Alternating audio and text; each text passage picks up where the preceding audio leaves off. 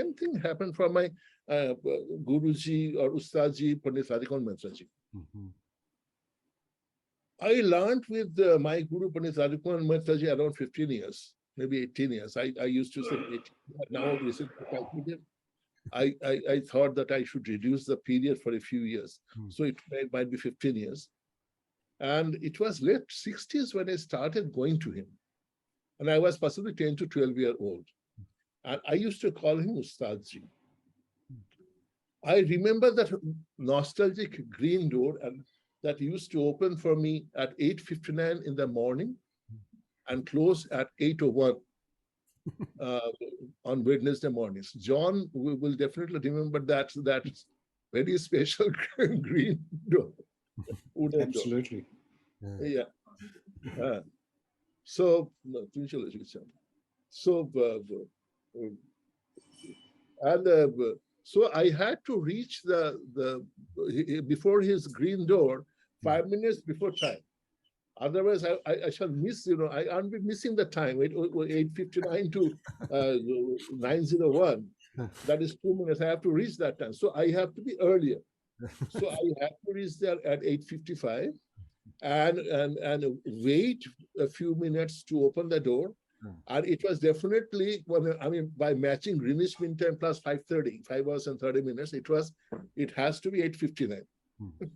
Exactly IST. Matched with radio time. And I enter the door and go to and reach the first room where he used to teach us. That was his drawing room. Then I touched my hand on this very small black sitar, a small tumba, but Tarabda sitar. And later I realized, not realizing, later I discovered that was a sitar of Ustad Inayat Khan Sahab. Wow. I just told who Inayat Khan Sahab was. He was the prime, topmost sitar player of his time. So, there's no question about this, because now we have questions. Inayat Khan is better, or Ravi Shankar is better, or there are some third opinion that maybe Nikhilda is better. No, there is no other competitor. Inayat Khan was a top sitar player in those days. So he's sitar. And my Ustadji was connected to Inayat Khan because my Ustadji's mother was a disciple of Ustad Inayat Khan. So Inayat Khan incidentally also taught a few lessons to my Ustadji. Anyways, so I had the opportunity to touch that precious instrument, and precious at least with feelings. Wow. That it was performed by the greatest Ustad of his time, the Ustad Inayat Khan. Anyways, I learned through that on the sitar. Then on reaching his room, I could lay my okay. Then what happens, I shall play something. And I must say that small sitar could take a 4-note mean. That is very interesting, because the Dundee width was not very, very, it's short width. So then Guruji would give me 5 to 10 minutes of lessons. And in those days, there was no Walkman recorder, nothing like that. We don't have to take cassette tape. Cassette tape, that in those days, cassette tape actually at least not available in India that frequently as used to got available later. So there's no recording, and he didn't allow any pen and paper, so no notation. So he will sing for me 5 to 10 minutes and out. Then I go back home, and whatever I could write with bad notation system, because I even didn't know how to notate. So whatever I could, manageable notation, and try to remember whatever she taught me. And then residues of remembrance, because it took because my home was quite close by to Sajid's home. It took, say, 5 to 7 minutes of walking. So noting down whatever I received, and then taking my sitar and try to play whatever I remember. Number one. Number two is that trying to work on that lesson for 8 hours a day, 7 days a week, so 80 to 756 hours, and going back making that 5-minute lesson to 20 minutes and playing. And I used to play before. The first thing is that play whatever have you done? How you prepared the lesson? That was the attitude. No softness, nothing. Then with the trembling when I started playing, you are doing wrong there. It does the rag go like that? How can you treat this the note, apply that note like this, like that? So after banging, I would at least 4 bangs, and then another 5 to 10 minutes of lessons. And then again going back, again 18 to 7 practicing, then again coming back, then again playing before him, again the bang, again 5 and 10 minutes of lessons. That was Radhika Mohan Maitra in short. And, but I must tell you what I learned. Because I am a skeptic. I was not a very straightforward person, boy or person, whatever say. So I was kind of skeptic kind of person. Radhika Mohan Maitra was musician of musicians. But anyway, I was not sure that what I learned, did I learn quite voluminously, nicely, whether I could absorb enough repertoire, enough techniques, enough ideas. I was not sure. So, but one thing is that his lessons apparently delivered the message that you have to maintain the raga. You have to take care of the purity of raga. That is number one. But later, of course, as I told you earlier, I discovered that there may be at least 2 interpretations of purity. So that is a later thing. But I got so much stuck up, what Guruji was God, Saji was God, because Guru is God, Guru Brahma, Guru Vishnu. So there is no questioning your Guru. So whatever your Guru teaches you, you take it as perfect, unquestionable. So and poor, see, Gurus have a precarious situation. You see, a learned person teaching an idiot. And you see that and he is passing up information and the absorption, you see. Somebody is delivering the information and an idiot is absorbing it and misinterpreting it. So gurus are all in stakes.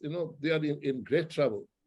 And for a student like me, who all the time sees the wow, this is correct. If you say this is correct, this is correct. I don't care who the other musician is.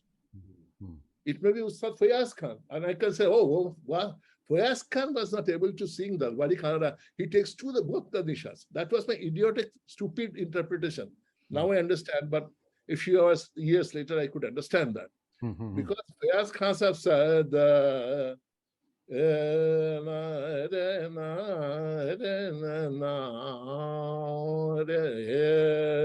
but of course, I'm getting Shuddha Nishat closer, but so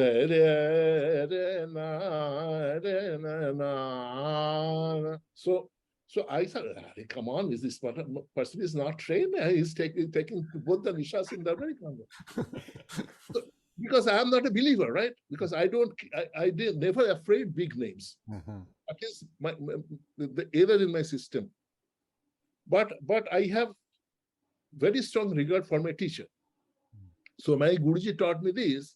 And that person, once Bahadur Khan Sahib played in a concert, and Bahadur Khan Sahib as an affection, I don't know, but let it be there and we can edit. Adrian, later, if you publish that, we can edit all these points. Absolutely. Because, sure. Yeah.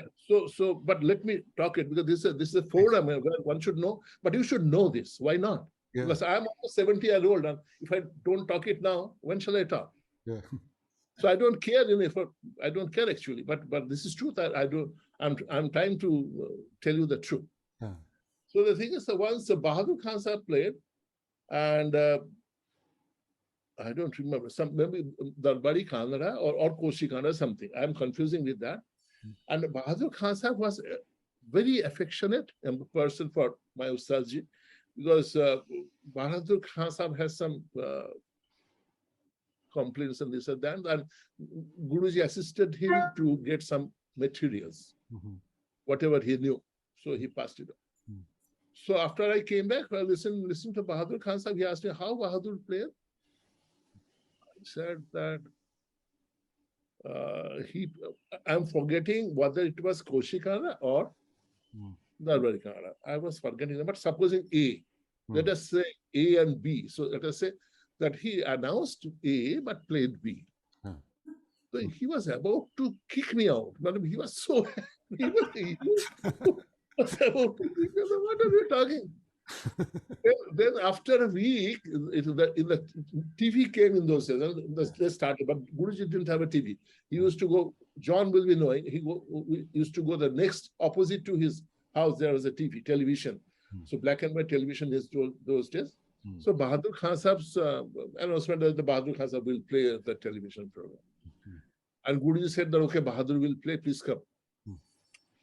Then I went there and it was 9 o'clock, I don't remember what time. Then he started playing. And Guruji immediately said that, okay, he's playing A.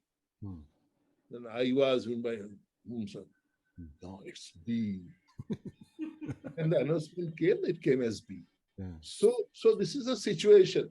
So it's the raga and all that. And that is why I tell all my students, don't discuss about ragas, because ragas are not standardized. But I'm good that you are discussing. I'm glad that Adrian has come, bring up this matter. This is a very common pastime discussion, but there is no solution to it. Because I spoiled one ITC seminar on ragas where I told you this morning, where all the top names came and took the stages. So anyway, let me finish it up. Otherwise, it will go night long. The second was, number 2 was, I should find my own musical expressions. He was against copying from RMM, Radhika Mohan Maitra. The third was that he tried to transfer the traditional knowledge with minimum deviations. I already discussed the impacts, but I must tell you, and I was a bit, because I'm also skeptical about myself. Why am I playing so dry? Whatever Guruji is teaching me, and I was improvising on that, putting 8 hours a day, almost, sometimes 6 hours a day, sometimes 10 hours a day, 11 hours a day. I'm putting in my time, but I was getting very stiff. So what is that? When some good vocalist is somewhat good, maybe known, very not so known, even Habu Kaka. When Habu Kaka means Guruji's younger brother, when he is singing a raga, it appeared much more aesthetically pleasant. So because now I know why that happened, because we are more focused on right hand rather than left hand. So Adrian will understand that. We were more on melodic lyre designs rather than on the melodic designs. So that was the problem. And so that was questions. And so I was skeptical of what I learned. But I must tell you, after learning with Pandit Radhika Mohan Maitra, I started giving concerts, and that used to get accepted by the audiences. And I started giving apparently good reviews, some okay reviews, good reviews. That means I could achieve some good virtuosity level. Right. I played with McNeil Banerjee, I played with Mustaq Ali Khan Sahab, I played with top musicians. Ustadji taught me a good number of common and uncommon ragas and quite a few old compositions. My discovery that Ustadji taught me anything considerable came after 2 years after his demise. Because I was a skeptic person. So I never believed that I learned anything. It happened in 1983 when Thakur Jayadev Singh ji, you might be knowing Thakur Jayadev Singh. I shall tell about him just one line. Yes. Later. So visited Karagar. And at that point of time, I used to learn on Guruji's Ustadji's instruction with Dr. M.R. Gautam. And M.R. Gautam was compendium of ragas. I mean, he has, I don't know how many ragas he used to know, how many versions. And he created the syllabus of BHU. He was a professor and the head of BHU, and blah, blah, blah, blah, blah. BHU is Banaras Hindu University. You Indians are here, you must be knowing. Some of you are Indians, right? So you must be knowing BHU. So in 1983, so my later teacher, when he introduced me to Thakur Jayadev Singh, he told that this boy, because I was 26 years old, to receive. This boy is a disciple of Radhu Babu. Radhu Babu means my teacher, Pandit Radhika Mohan Maitra, and he has a good repertoire of Raga. That's a good performer. That is the first time I came to know, because that somebody is, telling about me and introducing me that I have good repertoire Raga. A person like Dr. M.R. Gautam, to a person who was acknowledged to the top musicologist of the country, Thakur Jayadev Singh. So that made me understand, okay, Prasiddhi, that Buddha taught me something.